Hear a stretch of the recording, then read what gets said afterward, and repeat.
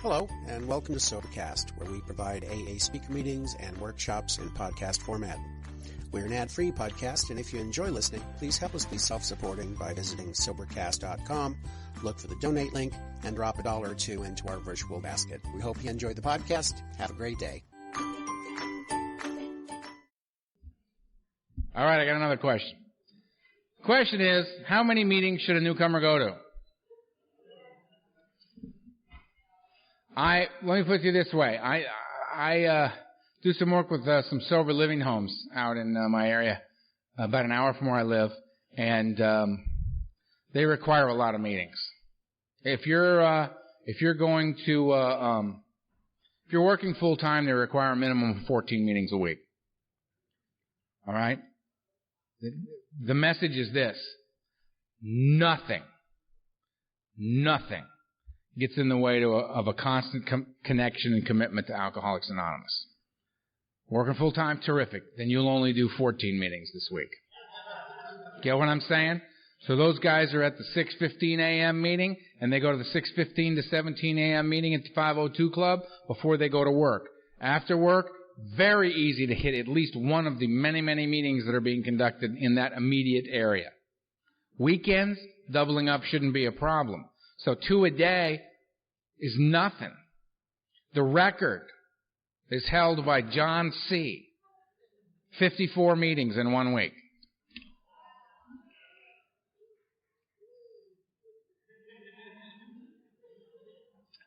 So, if you're a newcomer, I would suggest a meeting a day. Suddenly, doesn't sound like much, does it?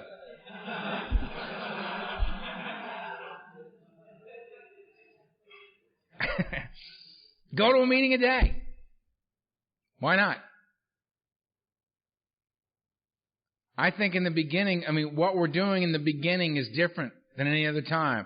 What we're doing in the beginning is about building a foundation upon which we will stand free men and women. Free of the beast. Free of the enslavement of alcoholism and drug addiction. Right? We're building that foundation. I would suggest that it requires constant involvement. Right? I don't want to build an okay foundation. I want to know that my foundation kicks ass. That's what I want to know. So I'm going to be involved on a daily basis. I'm calling my sponsor every day. I'm doing what he asks. I'm going to a meeting a day. They said, if they had said to me, Earl, I want you to go to a meeting a day for your first 5 years, we'll talk again then. I would have said, okay, clearly you're still drinking, because I ain't doing that. The fact of the matter is I went to way more meetings than a meeting a day for my first 5 years. Way more. Because I was doubling up on the weekends. Because I was hanging with my new friends, these sober guys. I was chasing her. She was sober. I needed to look very, very sober.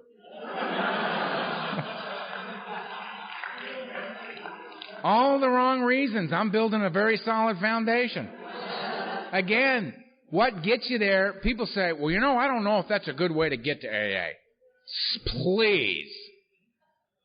I don't care how you get here. Well, I'm here because the judge made me come. Perfect. I got here because I thought it was a good idea. Perfect. I'm here so my wife won't leave me. Perfect.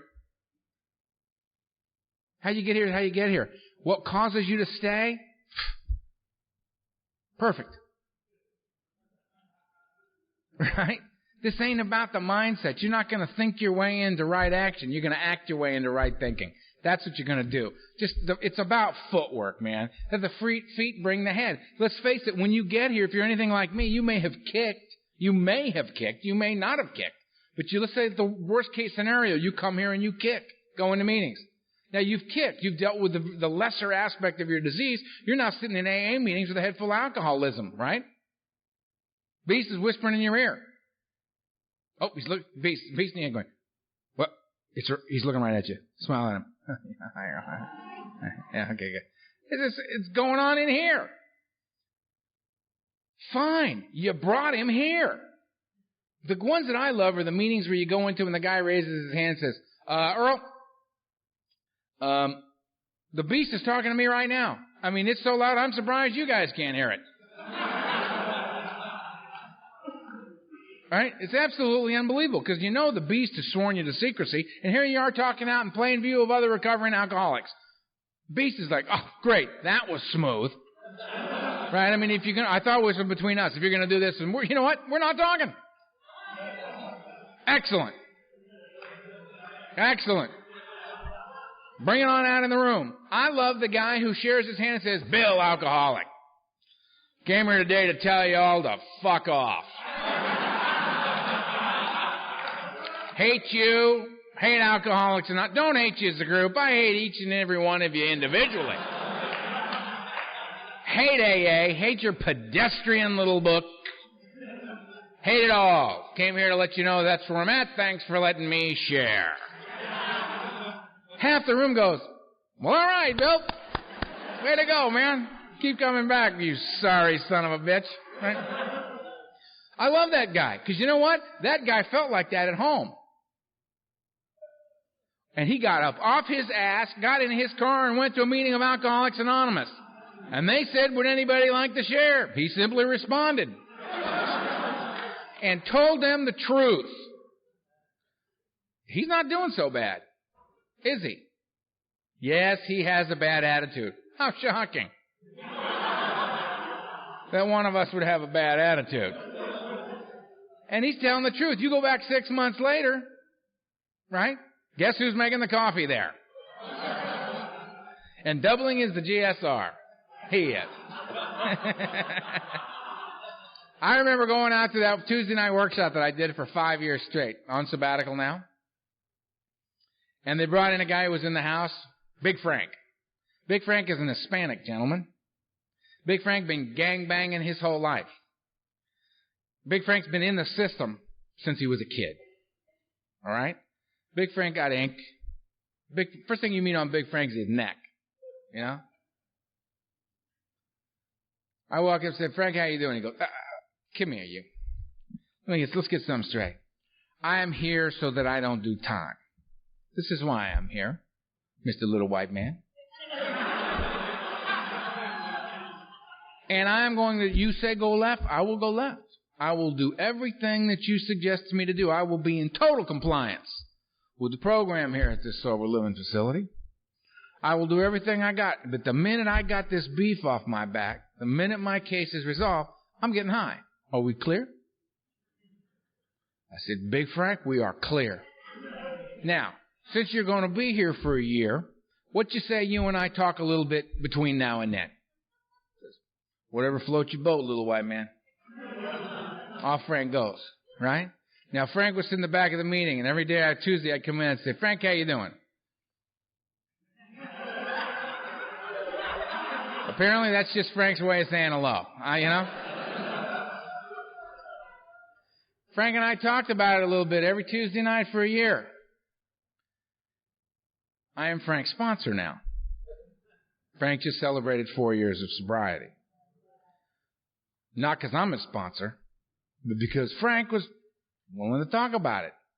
Frank was willing to take the actions that were requested of him during the course of that year. And as a result, a change occurred, and Frank is a free man.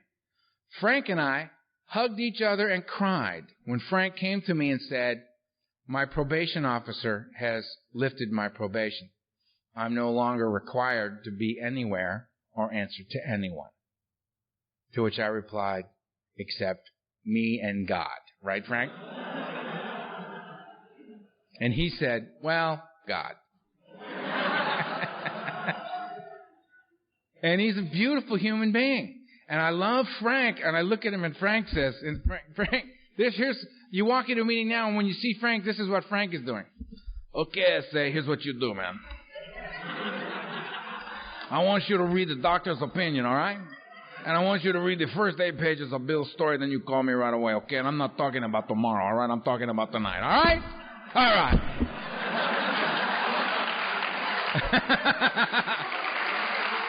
And I'm like, okay, right? I got a problem with God? I think not. Big Frank, carrying the message, man. He's fierce. Frank's he's like a modern day samurai to me, man. The guy's huge. He's an amazing human being. Doctor told Frank, you gotta lose Big Frank gotta lose some weight. Frank's heart's about to stop. His vision getting blurred. I mean, bad stuff happening, right? Frank said, okay. Frank lost 100 pounds. He's still Big Frank. But he's a much smaller version. I said, how'd you do that? He said, one day at a time, man. Thank you, Frank. And how cool is this guy, right? I also sponsor Satan. I do. His name is Louis Offer. Lucifer. That's his real name. Lou Offer. He's got a shaved head and 2 horns of red hair, shellacked up into horns. He's got a little beard that swirls down into a point and then kind of tips up at the end, right? Down about here. He's got a devil's tail tattooed up his back. He's got flames tattooed on his legs like he's standing in the fires of hell. And I spoke at a meeting one night, and this dude comes walking up and says, bro, you got to sponsor me. Now, immediately I become greatly concerned about what it is I'm throwing out there. Because clearly Satan sees that I'm his guy, right? And I have sponsored him. Louis just celebrated 10 years of sobriety. Louis is an amazing human being. Sponsors a lot of guys, helps a lot of people. When those little speed freaks on Hollywood Boulevard out in Hollywood, right? I mean, these guys are 14, 15, 16, 17 years old, and they come screaming into the Midnight Madness meetings in Hollywood, and I mean just in time. If you can imagine 15 years old and getting here just in time. Come tweaking in off that street into those Midnight Madness meetings, man, they look around and go, holy shit, the devil got sober. They see Louis standing over there with the horns and the whole thing, right? Louis goes walking over and puts his arm around him and says, it's all right, little bro. You don't ever have to get loaded again, one day at a time if you don't want it. And I just want to cry when I see that. And they look at him and they go, I am so into this. Right? Now, I could walk up to them and say, little brother, my name's Earl. I got 22 years clean and sober, and I'm gonna show you how to catch a buzz that is more fierce than anything you have ever known in your life. And they'll look at me and go, yeah, 22 years, right. Either you didn't use like me, or you're lying. There's a lost weekend in there somewhere. They'll believe Louis. They don't believe me, they'll believe him. They don't know that when they pass on me and sit down with Louis, they just move to another seat at the same table. And who cares? They say, Earl, I got to pass. I'm going to go with Lou. I say, okay. I just smile and go, all right. That's a big shift in game plan, pal. Right? Right? And we all end up, brothers and sisters, doing the same deal, man. The common problem and the common solution drawing us closer and closer together. Step 12, having had a spiritual awakening. As the result of doing these steps, that was the whole point. Having been restored to sanity, soundness of mind, relieved of the obsession to drink and use, walking the earth a free man. What do I do? Because I've been coming to Alcoholics Anonymous and going to these meetings and talking to this sponsor, going to these book stages, and I've been take from you, which is precisely what I should have been doing. It's taken from you. Right? When Donna looked at me and said, Earl, it's really not necessary that you share because you don't have anything we want. That was a fair and reasonable statement. Sit down, shut up, and listen was really applicable to me. And when they said to me to do that, it was really the kinder, gentler thing to say. If they had said, well, Earl, what do you think? Earl, if my sponsor had called me and said, Earl, would you like to go to a meeting? Would you like to go? Or, Earl, we're all going to go to a meeting over here. Would you like to join us? This never, ever happened. I would come home from work and I'd hit the answering machine and it'd be Donald. Donald Madden, we're meeting at 2nd and Santa Monica at 8 o'clock. The meeting starts at 8:30. You be there by 8. Click. Well, thanks for the invitation. I would go be there at 8. The meeting's at 8:30. Why am I here at 8? Because there's people here that are newer than you, if you can believe that. There's people here that actually know even less than you. Maybe you could help them out. Get out of your self-centered little brain and help them out. Glad I asked, Donald. Thanks. Go be there for somebody else, right? Oh, okay. And go and do. He said, go pick up Ed. He's on the corner of 2nd and Santa Monica, 6th and Santa Monica. Pick him up and bring him to Ohio Street.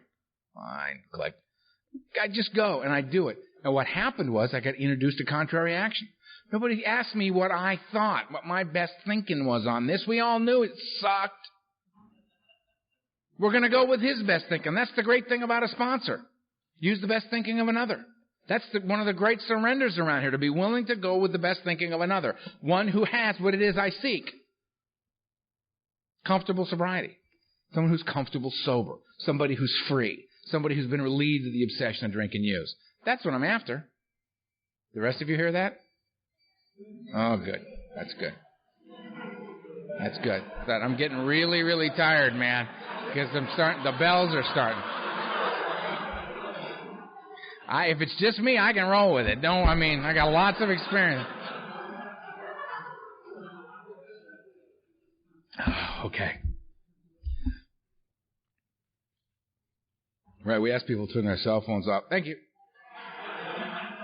You saw me go away right there. Didn't you just see it happen? I remember being in an AA meeting in the back of Ohio Street on a Saturday night, and I couldn't go another step. It was about 2 years sober. I was done. Saturday night. Couldn't do it. Done. It's too hard. It's too damn hard. And I just was caving in. I was just caving in. I couldn't move. And Donald saw me. The main speaker's up talking. And he gets up, and he walks up to the podium, and he taps the speaker on the shoulder in the middle of his talk. The guy steps aside, and he gets up at the podium, and he goes, "Earl!" And I'm in the back of the thing, I just, the fuck? And we're having a meeting. Right, okay. Now everybody else in the meeting is going, who the hell is Earl? Right? Because I don't talk to anybody but Donald. I don't. I never took a chip. I didn't take a kick till I was 3 years sober. Didn't say a word in AA till I was 2.5. I'm a slow burn, man. I'm a slow burn. But I'm still here. Because every time it came down to the wire, every time a line got drawn in the sand, I stepped over it. Somebody said to me, how can you get through the fear of letting go? How do you get over the fear of letting go? To be able to let go. And I said, you don't. You let go in the face of it. We don't wait till we're not afraid to do stuff around here. We do it in the face of that fear. We take action in the face of the fear. That's how the fear gets relieved. You get what I'm saying? It's the action. You don't have to like it. You don't have to think it's a good idea, Earl. You just have to do it. So I do it. I do it all. I have the awakening. I'm free to the beast. The beast leaves. I'm done. Right? I'm able to, on a daily basis, engage in the behavior that makes it possible for me to walk the earth free of the obsession of drink and use. I have addressed the obsession of the mind and the allergy of the body. Life's just getting more and more and more miraculous. I've been coming to AA all this time to take. And I've been given precisely what I need. What do? I now go to meetings to give. I now take the place of the ones who've gone before me. I now go to the meeting. And I am not there to take from the meeting, but I am there to be of service to that meeting. I'm there to be an example of what can happen. I stand there just buzzing away. And the newcomers come in and go, what's that vibe? Right? Because Fred Ellis is gone. I can't tell them, go stand behind Fred Ellis after the meeting at Thursday night Brentwood Beginners Workshop and check that buzz out. Because Fred's gone. But Fred gave that buzz to a lot of men. You can go to that meeting now, and there's other guys I can point to. Go listen to him. Go listen to him. When we go to a meeting and a certain guy's speaking, and I say to my boys, phaser shields down, boys. This one's safe. Just let it happen. Soak this man in. Because he's going to throw down. He's going to tell you the real deal. He's going to talk about trusting God, cleaning house, and helping others. Me, God, and you, right? I was in Texas earlier this year, right? And I go walk in a room and Circe's sitting there. Circe's 92 years old. Been married to the same woman for 68 years. Sober 57 years. Now, AA is only what? 66? Is that right? 67? Last June? June 10th? I got a few things left in here. Circe says, Earl, what are you doing here? I'm like, Jesus, Circe knows my name. Hi, Circe. I tell them they should get Circe a ring so we got something to kiss when we see him. All right? Because Searcy used to travel. Searcy and his wife and Bill W. and his wife used to travel together. They were traveling buddies, right? Back in the beginning days, right? And I had flashback 17 years. I'm 5 years sober. I've gone to nothing but AA meetings. People are saying, let's go to this conference. Let's do this. No, man, I got to go to a meeting. I was so afraid of changing anything that I was going to get loaded. I just went to meetings. And I'm going to meetings. And I took a chance, and I said there was a conference that was like 20 minutes south of where I was living. And I got my little car, man. I drove down there. I paid my thing, and I went in, and I snuck into the back of this meeting, which just terrified me. There was like 2,000 people in this room. And there was a guy named Franklin W. from Olive Branch, Mississippi, standing up there, sharing away. And I'm in the back, and all of a sudden Franklin W. says, I'll sum up Alcoholics Anonymous for you in 6 words. Those 6 words being trust God, clean house, help others. And it blew the top of my head off. I had a spiritual experience standing right there. Yeah, it all fits, doesn't it? All the little things we've been talking about all day, bam, there they are. Trust God, clean house, help others. Me, God, and you. Steps, the whole 9 yards. It's there. It's right there. The action plan, what I do in meetings, how I function on a daily basis from the moment I open my eyes till I go to bed at night. Trust God, clean house, help others. I stay in there, I'm on it. So I go vibrating out of that deal, and I go on about my life. And I'm thinking, I got this from this guy. I don't even know who the hell this guy is. Trust God, clean house, help others. Franklin W. from Olive Branch, Mississippi. It's like branded in my brain, right? And I'm going along. 17 years later, I'm in Texas. I run into Searcy. Searcy says, come here, boy. How you doing?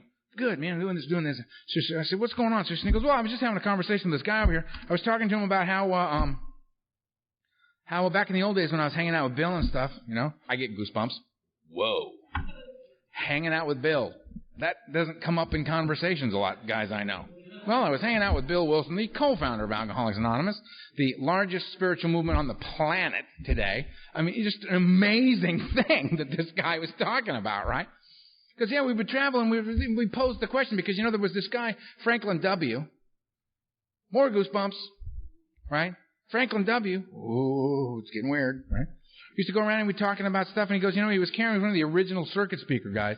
And it came out of a conversation that Searcy was having with Bill, and he said, you know what? I wonder what it is, what program it is that we will give to the generations that are yet to come. I mean, the world changes. Things change, right? What is it? What is the common denominator? What is the core, the heart of this thing that we will pass to the future generations that have yet to come to Alcoholics Anonymous? And Bill said, well, that's easy. Trust God, clean house, help others.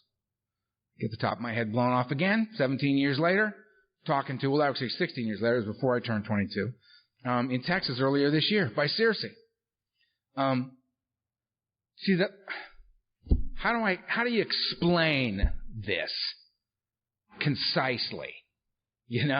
How do you explain that this is about raising the dead, man? How do you explain how that happens? Well, it's simple.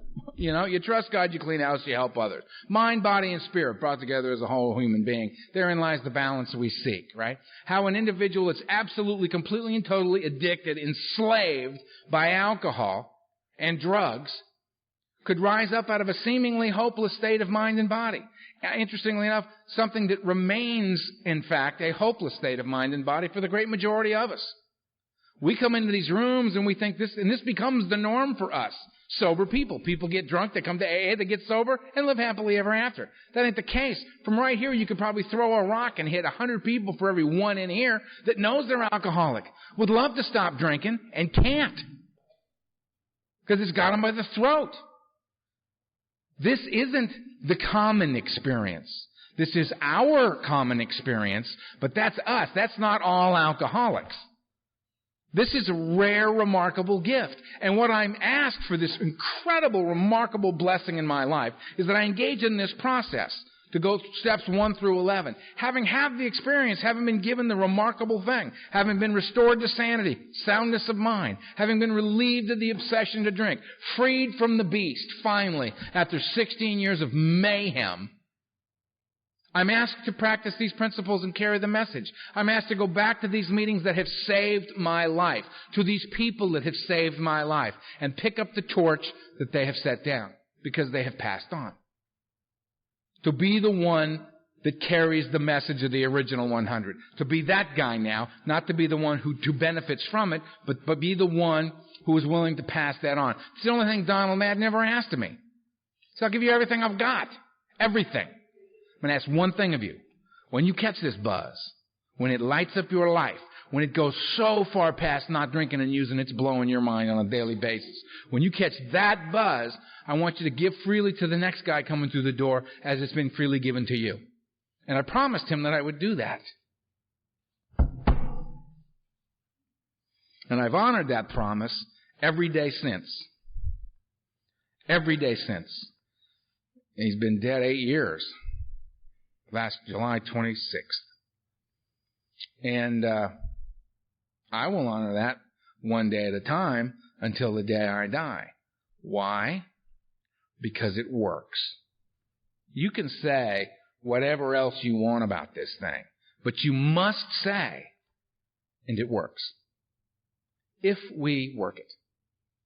The 12th step is an opportunity. What it does is it proves to me that I can view life in a completely different manner. An example. How many of you were forced at some time during the course of your life to stand in lines? When you go to the market, you have to stand in a line. When you go to the DMV, you have to stand in a line. When you go to the movies, you have to stand in a line. When you cross a bridge, you got to wait in line, don't you? May I suggest that you don't have to, that you get to.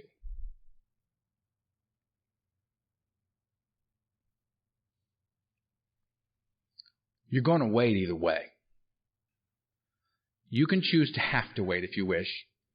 I choose to get to wait. I get to change the way I perceive it, that I get to be a man among men. I'm not locked in a cage. I'm not buried. I've lived 2 decades beyond anything anybody expected. I ran into an old family friend not too long ago who said to me, "You know, Earl, we're very proud of you." And I said, "Why?" Because pride's got nothing to do with my life. And they said, "She's a normie." And she said, "Well, you know, we had to let you go. We loved you, but we had to let you go, all of us. We all let you go because it was too painful to watch. And there was no way you were going to survive the course of your life. And we knew it and we accepted it and we let you go. You were 27 years old. I'm 50. Now, I know you're shocked to hear that because I look so wonderful. Heroin is a remarkable preservative.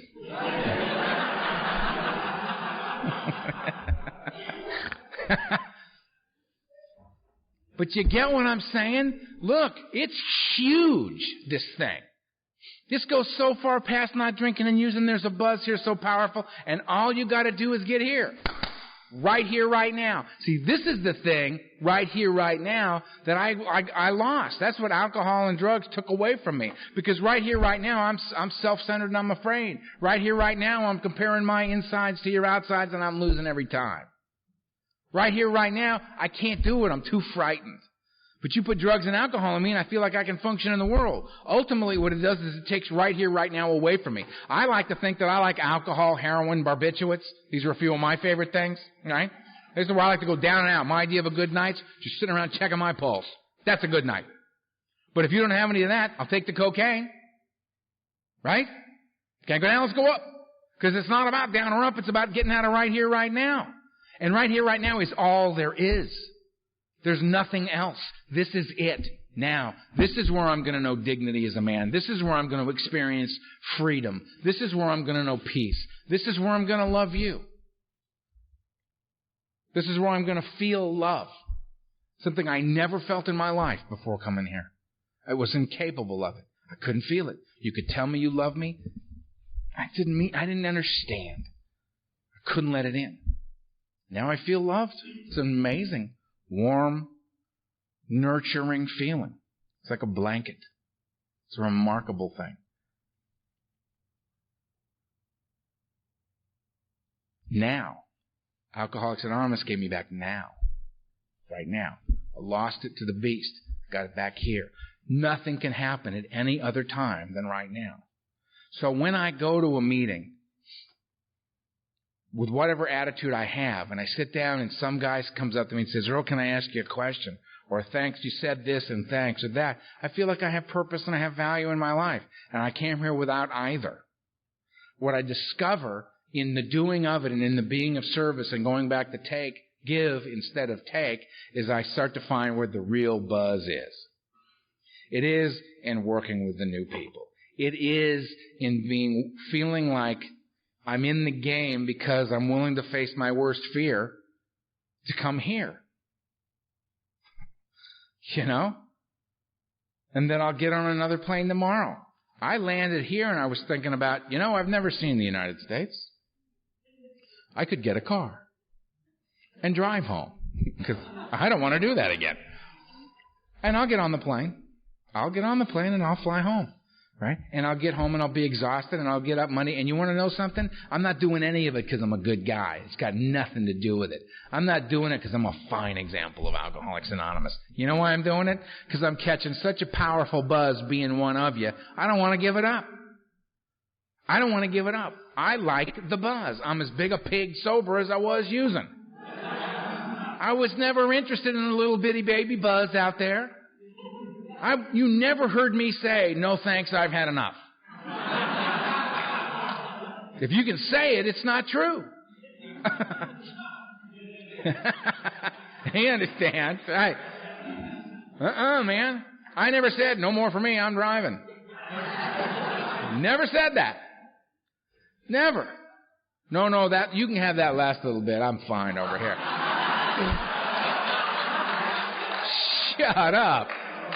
Never said that. And I'm not any different in here. Right? I work all 12 steps in order. I go to regular meetings regularly. I look my sponsor in the eye every Monday night.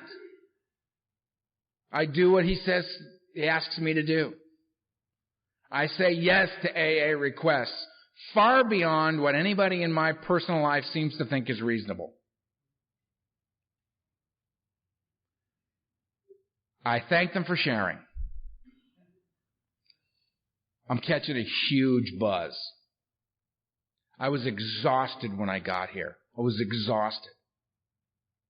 Perfect example, last night. I'm exhausted. The guy picks me up. It takes 1 hour and 50 minutes to go to the hotel. I get to the hotel. I go upstairs. You can touch the walls in the room. Right? There's a single bed. A little TV. I'm very fortunate, apparently, to have my own bath. The lobby's fabulous. But once you're in, it's a whole new awakening when you hit your floor, right? And Ava's looking at me like, oh, Lord, just hang with me, right? Now I get there and I look at this room and I go, what the hell is this shoebox? Never been in a hotel room this small, for Christ's sake. Bathroom's bigger than the room. How am I supposed to watch that TV from there? I can't. I mean, literally, the single bed is half the room. Right? My nightstand is my suitcase. And I'm thinking, Jesus Christ. And then I'm exhausted, right? And then the street noise. Apparently, you're all shooting at each other all the time because the sirens are endless. The sirens are going, and the ambulances, and the police, and apparently this is all happening on my block. Because, I got 2 hours sleep. But you know what happened to me in the middle of the night? I'm laying there and I thought to myself, you can look at this any way you want. And I remembered being in boarding school when I first started getting loaded in my dorm room. It was about that size. I remember being in that dorm room and being miserable all the time. Has nothing changed? Earl, has nothing changed? Or can you be quite comfortable here? And I thought to myself, it's warm enough in here. I don't feel cold. The TV, by God, it's a color TV. Right? The bathroom, lovely. The bed, nobody in it but me, plenty of room. Right? Suddenly, I like my hotel room. I was going to go downstairs to the lobby. I had figured it out in my head. I would go downstairs and I would simply say, I'm in New York. I'd try to get a little New Yorkish about it. And I would say, okay, and I'd say, hi, Earl H, 1616, the room sucks. Give me another room. Not can you get me another room, just get me another room. It doesn't have to be in this building. It could be in another hotel. Just you get it. I'm not... By the time I got up this morning and went downstairs, the front desk said, how are you? I said, fabulous. Having fun. I'm kind of high. I've had 2 hours sleep. I'm going to go sit in front of a bunch of people and talk about strange things. It's going to be great. I feel okay, right? I go to the lobby. There's a couple of people there to meet me. I didn't know them, but I knew who they were the minute I saw them. A bunch of people in the lobby. I went, there they are. There they are. There they are. I said, how you doing? Good. Haven't slept. Room like a shoebox. It's okay. Let's go. Right? Look forward to going back to my little room. Very little care is needed to keep it very neat and tidy. Right? You get that. You pick your perception of things. What's going to work for you? Life on life's terms is life on life's terms. The 12th step gets me out of myself, has me being of service to other people. Out of self, more God. Whether I believe in God, understand God, irrelevant. It's happening. I can just out of self, more God. Out of self, more God. It's going, it's working. I'm in the world. I'm having fun. I'm allowed to change my perception of everything as a result of this process. I'm able to look at it any way I want. It is what it is, right? I don't have to go into denial and say, well, Earl, that's crazy. You're not in reality here. Hell, I'm not. I'm a completely reality-based guy. But I can see the positive in things where before I couldn't see it, which makes my life better. I'm having a very good time, as you can see. Right? Right now, my left leg is completely numb. I cannot feel my left leg. I've been standing here all day while you guys lounge comfortably in your little auditorium seats. That's why I get paid the big dough to stand up here.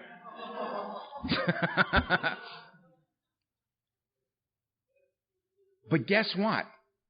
All you got today was me. Look what I got.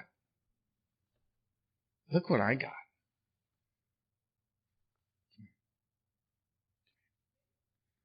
Sure, you.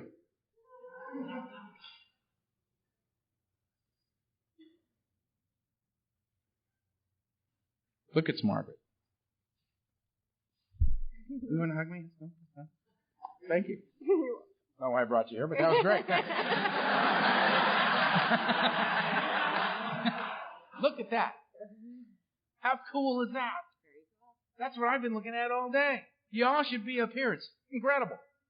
But then you wouldn't be able to see you out there, so forget it. Look at them. Powerful. See, that's a powerful group. Those are drug addicts and alcoholics. All of them. They're drug addicts and alcoholics. This is Maggie. Hi. You know who they are? How nice and pleasant they are? Uh-huh. They said, hi, Maggie. Isn't this nice? I mean, isn't it amazing? Look at him. Look at Norman smiling over there.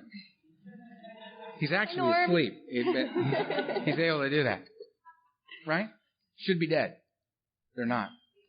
Saturday. It's raining outside. You stay home on a Saturday when it's raining outside. Right? Look at them all here. Who they come to see? A total stranger, a babbling idiot from Los Angeles. We all know those people are crazy. It's California people. And there they are. Look at them. Being supportive of me, smiling at me. I love them. Are they nice? Thanks. Thank you.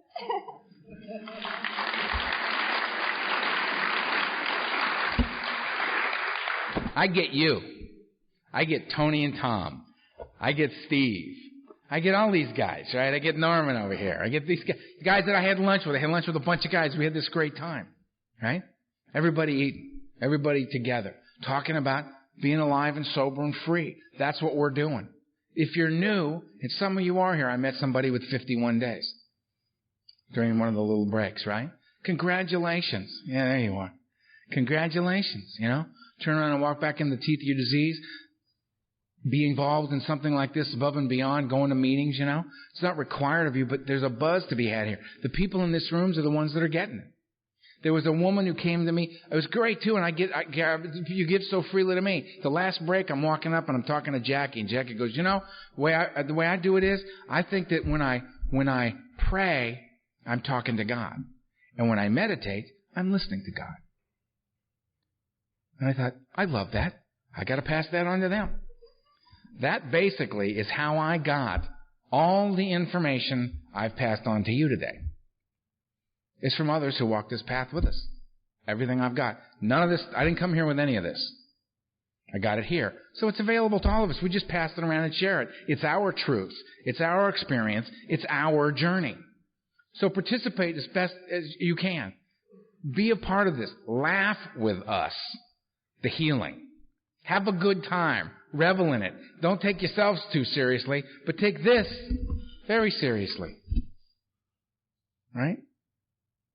It's got to be fun, man. Make it fun. There's only one thing in this book that they say they insist on. We absolutely insist upon enjoying life. That's the only thing in here that they insist on. And I suggest that that's precisely what we should do. So when you find yourself unavoidably in a line, you get to be in the line. When you find yourself unavoidably in traffic, good, you get to stop for just a little bit. Right? More music. More quiet. The option's available to you. When you got here, weren't you the kind of person that when you were in the apartment, the TV had to be on at all times? When you're in the car, the radio has to be on at all times? God forbid you should be left with the sound of what's inside your head. You got to be distracted at all times. How nice now to be able to drive down the road and just be quiet. Right? I kept saying that the place that I'm trying to get to in my life is that when they say, Earl, we're going to put you in this little box, and we're going to put you there for 24 hours. You can take everything you need to be happy, to have a great time. You can take anything you want with you into the box. Just give us the list, and we'll give it to you. For me to have a blast in the box, all I need is some water. That's it. I don't need anything else. I've been trying to get the list as short as I can possibly get it, so that I can be happy, joyous, and free without the need of outside components. Me, from the inside out. My mind. Get to be me in there. Comfortable. Having a good time. Digging it. Catching a buzz. What do I need? A little water would be nice for 24 hours. But that's all I need. That's a cool thing. The list used to be extremely long. It's not anymore. That's freedom for a guy like me. Right? I'm fine. And it's a result of being with you. I hope you got something out of this. I've really enjoyed being with you, and I wish you peace. I'll see you soon.